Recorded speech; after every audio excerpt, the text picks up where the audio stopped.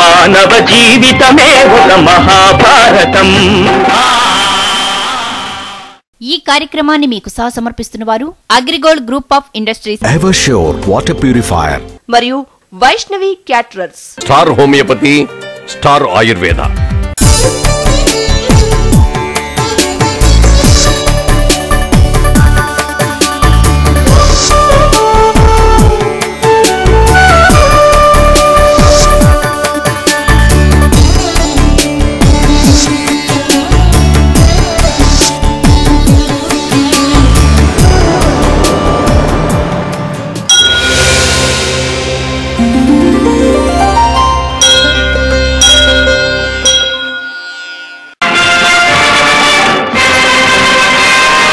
మానవ జీవితమే ఒక మహాభారతం.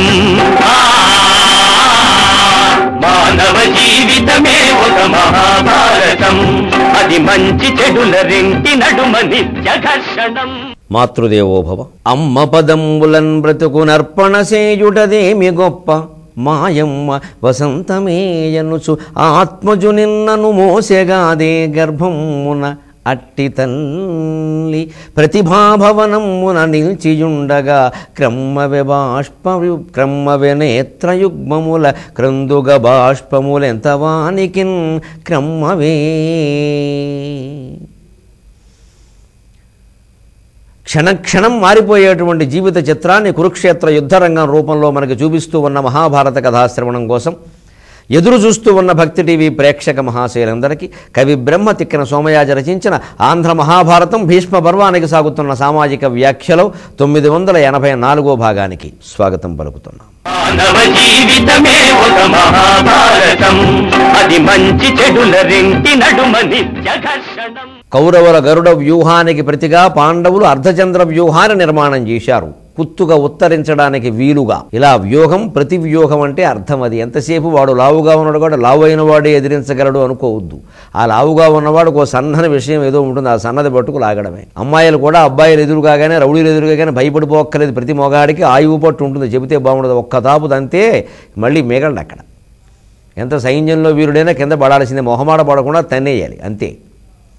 అలాంటిదే ధైర్యం అంటే. ఇక మళ్ళీ వీడు కాదు, పేపర్లో వార్త కూడా వస్తే మళ్ళీ ఎవడో అమ్మాయిల జోలికి వెళ్ళాడు. ఇటువంటి ఉపాయాలు కూడా దగ్గర పెట్టుకోరు. ఎంతసేపు పోలీసు వారిని రక్షణ కల్పించమండం కాదు. పోలీసులేమి దేవుళ్ళ అన్ని చోట్ల ఉండడానికి, వారి రక్షణ వారు కల్పించుకోవాలి. చుట్టూ కొంగు కప్పుకోవమ్మా అని కూడా పోలీసులు అందరికీ చెబుతున్నారు అంటే ఎంత యాతన పడుతున్నారండి వాళ్ళు నిజంగాను. ఏమి మనకు ఆభరణాలు ఉన్నప్పుడు ఎలా ఉండాలో మనకు తెలియదా? అసలు ఎక్కడికి పెట్టుకెళ్ళాలి, ఎక్కడికి పెట్టుకెళ్ళకూడదు, పెట్టుకెడితే ఎలా జాగ్రత్తగా చూసుకోవాలి. నేను రైళ్లలో చూస్తూ ఉంటాను, ఆ పోలీసులు అస్తమానం తిరిగి అమ్మ కిటికీ దగ్గర కూర్చోకండి, అమ్మ కొంచెం పక్క ఉండండి, ఆభరణాలు ఉన్నాయి. ఇప్పుడు తెలియదండి ఆ విషయం. పోతే మాత్రం దేశంలో రక్షణ లేదన్నాం. అది ప్రజల బాధ్యత కూడా చాలా ఉండాలని. ప్రజాస్వామ్యం అంటేనే ప్రజల బాధ్యత. అంచేది ఎప్పుడు దేనికైనా ఒక లోకం ఉంటుంది, ఆ లోకం పట్టుకుంటే శత్రువు పని అయిపోయినట్టే. అలాగే ప్రభుత్వ వ్యవస్థలో ఆ బలహీనత లేకుండా చూసుకోలేదు, అది పట్టుకుని లాగుతాడు ఎవడో. అంచేది వీళ్ళు కుత్తుకు ఉత్తరించే వ్యూహాన్ని వేశారు. ఎక్కడికి పోతారు ఇంకా? అప్పుడు రెండు సైన్యములు బాహాబాహి కచాకచి ముష్టి తలపడ్డాయి.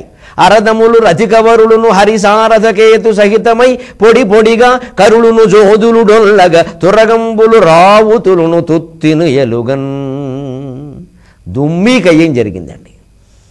ఎవరు ఎవరిని కొడుతున్నారో తెలియనంతగా జరిగింది యుద్ధం. అరదములు రథికవరులను, అరదములు రథములు, రథికవరులు రథాల మీద ఉన్న వీరులు, హరి సారథి కేతు సహితమై పొడి పొడిగా, హరి గుర్రాలతో సహా, సారథితో సహా, కేతు జెండాలతో సహా పొడి పొడిగా, నువ్వుల పొడిగా అలా అయిపోయేటండి మొత్తం.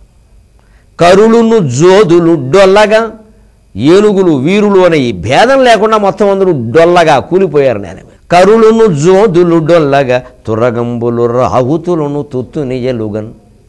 భయంకరంగా ఉండేటువంటి అజానేయములు, కాంభోజ జాతి దేశం నుంచి ప్రత్యేకంగా తెప్పించినటువంటి గుర్రాలు కూడా తురగంబులు, ఆ గుర్రములు, రావుతులును, వాటి మీద ఉండే రౌతులు, తుత్తును ఎలుగన్. గుర్రం తలకాయ ఏదో రౌతు తలకాయ ఏదో తెలియకుండా పోయింది. ఇందులోని రావుతులు ప్రయోగం చూడండి మీరు. రావుతులు, రాహుత్తుడు, తెనుగురాయ రాహుత్తుడు అంటారు. ఎక్కడిది రౌతు అంటే? రౌతు అనే తెలుగు మాటని పారసీక నాయకులు ఇక్కడికి వచ్చినప్పుడు, పర్షియన్ రాజులు పరిపాలించినప్పుడు ఈ మాట పలకలేక రాహుత్తా అని వాళ్లే అనరు ఈ రౌతుని. అదే తెలుగులో రౌతు అయింది. ఆ రౌతు కొంతమందికి ఇంటి పేరు కూడాను. ఆ గుర్రం మీద ఉండే వీరుని రౌతు అంటారు. పొలంలో ఉండే వీరుని రైతు అంటారు. ఆ ఔకారం ఇక్కడ ఐకారం. ఏమీ పని చేయని వాడిని బైతు అంటారు. అది వేరే వీరు, వారికి వికారం. మంచిది. రౌతు శబ్దమే రావుత్తమై పలకలేక రాహుత్తం కూడా అయింది. తెనుంగురాయ రాహుత్తుడు అంటే గుర్రం మీద ఉండే యుద్ధం చేయడంలో ఆ తెనుంగురాయులు సాంపరాయుడు ఎవరో కానీ సంపర మహారాజు, కాకినాడ పక్కన ఉండే సంపర మహారాజు. అక్షయ్యంబుక సాంపరాయని తెనుంగాధీశ అంటాడు శ్రీనాథుడు. ఆయనకి ఉన్న బిరుదుల్లో ఈ తెనుంగురాయ రాహుత్తుడు ఒకటి. ఆ గుర్రం మీద ఉండి యుద్ధం చేయడంలో గుర్రపు స్వారీలో ఆయన మించిన వాళ్ళు లేరు ఆ రోజుల్లో, అందుకని ఆయనకి అభివృద్ధి ఇచ్చారు.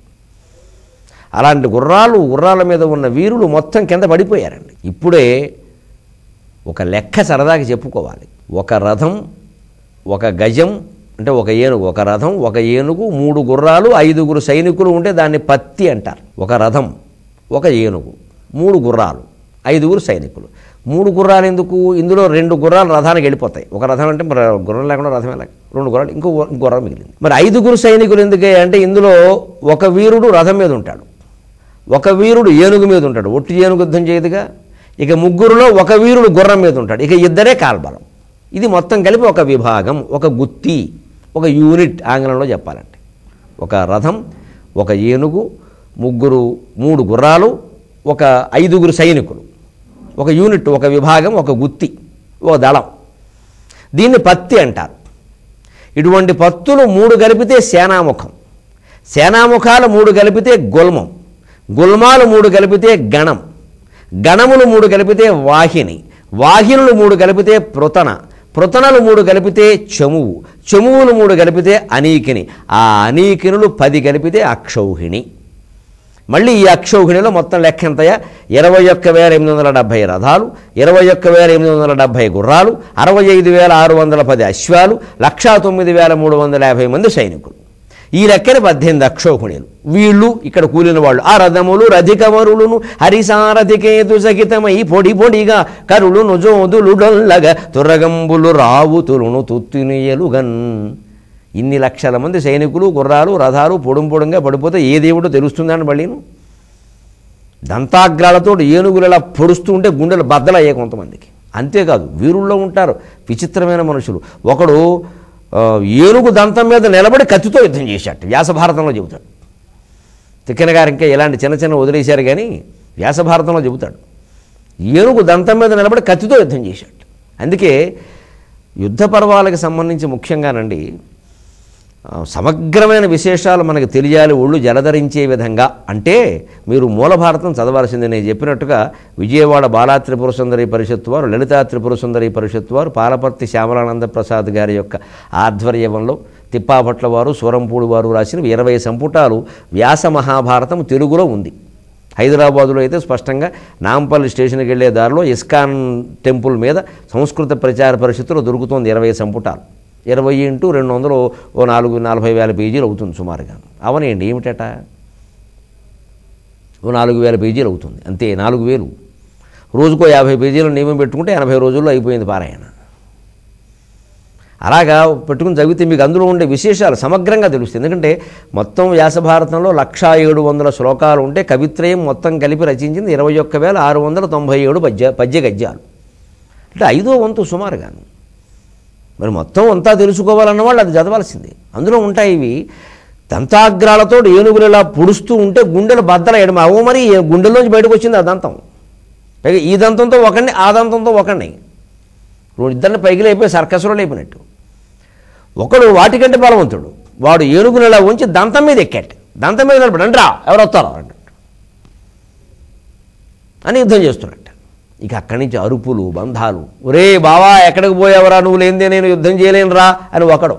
బావ చచ్చిపోయాడా, అయితే నేను చచ్చిపోతా అని ఒకడు. నీ తమ్ముడు చచ్చిపోయాడు, తమ్ముడు చచ్చిపోయాక నేను ఎందుకు నా తమ్ముడు కోసం వచ్చాను, నా చచ్చిపోయేవాడు ఒకడు. దీనారవాలండి, ఆర్తనాదాలు భయంకరంగా వినపడుతున్నాయి యుద్ధరంగంలో. నేను ఇక్కడే ఉన్నాను, చిమ్మచీకటి వ్యాపించింది కాబట్టి నేను ఇక్కడే ఉన్నా తమ్ముడు నువ్వు యుద్ధం చేయి, జాగ్రత్తగా చేయి అని తండ్రిని కొడుకు, అన్నని తమ్ముడు, తమ్ముడిని అన్న హెచ్చరించుకుంటున్నారు. ఆ ఇంటి దగ్గర ఉన్న స్త్రీలు, వీళ్ళ భార్యలు, తల్లులు, చెల్లెళ్ళు, కూతుళ్ళు అదృష్టవంతులో దురదృష్టవంతులో చెప్పలేము. యుద్ధానికి రాలేదు కాబట్టి అదృష్టవంతులు అనాలి. వీళ్ళు పోతే వాళ్ళకే నష్టం కాబట్టి దురదృష్టవంతులు అనాలి. అంటే జీవితంలో ఏది దురదృష్టం ఏది అదృష్టం ఎలా నిర్ణయిస్తాం? ఆ సందర్భానికి ఏదో ఒకటి అదృష్టం అనుకుంటాం. ఆ అదృష్టం అనుకునేది తర్వాత పెద్ద శని అయిపోతే అసలు ఈ ఆస్తి సంపాదించుకున్నా బాగుండేది అమ్మ, మామూలుగా ఉన్నప్పుడే సుఖంగా ఉన్నాం. కొన్ని వందల మంది నోట విన్నాను నేను ఈ మాట. వాళ్ళే పనిగట్టుకుని 36 ఉద్యోగాలు 26 సద్యోగాలు చేసి సంపాదించారు. ఎందుకు సంపాదించాలి? బుద్ధి లేక. మనకు అవసరం లేని సంపాదన ఎందుకంటే అసలు ఎంతసేపు సంపాదన సంపాదన సంపాదన. ఆడ మగ పిల్ల మేక గొడ్డు గోద మొత్తం సంపాదించేసేసి ఇక అడ్డగోలు ఖర్చులని పెట్టాయి. అప్పుడు అందరికీ దుర్వ్యసనాలు పట్టుకుంటే అప్పుడు ఇదంతా లేనప్పుడే బాగుండేది. పూర్వం ఎంత బాగుండేవో. బాగుంటారు మరి, సంపాదన కూడా తక్కువ.